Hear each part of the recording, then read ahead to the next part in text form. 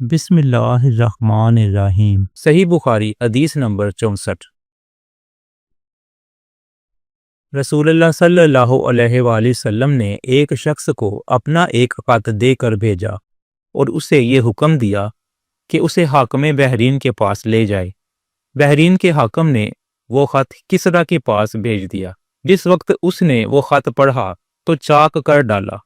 راوی کہتے ہیں اور میرا خیال ہے کہ ابن مسیب نے اس کے بعد مجھ سے کہا کہ اس واقعہ کو سن کر رسول اللہ صلی اللہ علیہ وآلہ وسلم نے اہل ایران کے لیے بد دعا کی کہ وہ بھی چاک شدہ خط کی طرح ٹکڑے ٹکڑے ہو جائیں۔ صحیح بخاری حدیث نمبر 65۔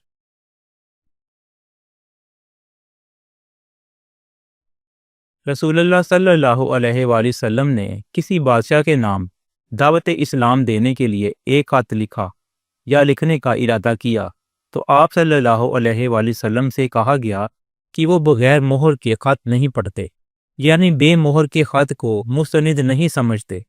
تب آپ صلی اللہ علیہ وآلہ وسلم نے چاندی کی انگوٹھی بنوائی جس میں محمد رسول اللہ کندہ تھا۔ گویا میں آج بھی آپ صلی اللہ علیہ وآلہ وسلم کے ہاتھ میں اس کی سفیدی دیکھ رہا ہوں۔